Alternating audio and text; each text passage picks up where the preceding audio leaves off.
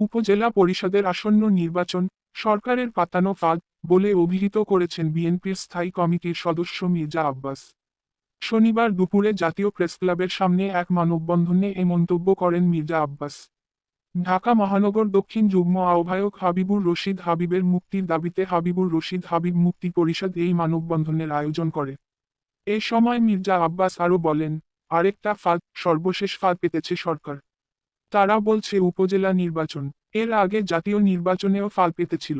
বিএনপিকে নির্বাচনে নেবেন, কিন্তু বিএনপি সেই নির্বাচন প্রত্যাখ্যান করেছে। মির্জা আব্বাস বলেন, যেই নির্বাচনে জনগণ ভোট দিতে পারবে না সেই নির্বাচনের প্রয়োজন নাই। রাজতন্ত্র কায়েম করতে পারেন, রাজতন্ত্র ঘোষণা দিতে পারেন, কিন্তু নির্বাচনের কথা আপনাদের মুখে মানায় না।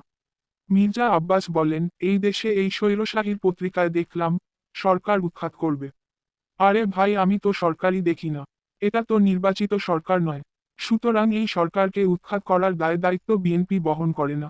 জনগণ যখন মনে করবে তখন লাথি দিয়ে সরকারকে ফেলে দেবে, সরকার থাকতে পারবে না। তিনি আরও বলেন, আমরা আন্দোলন গড়ে তুলছি। আন্দোলন হবে, মুক্ত হবে দেশ। আমি জানি না দেখে যেতে পারবো কিনা, কিন্তু এদেশে কেউ না কেউ আসবে এই হায়নার হাত থেকে এই দেশকে মুক্ত করার জন্য। ইনশাআল্লাহ বিএনপি ঠিকই আসবে। আমাদের নেতা তারেক রহমান রয়ে গেছেন, তিনি একদিন এই দেশে ফেরত আসবেন জনরোষের মুখে যখন এই সরকারের পতন হবে।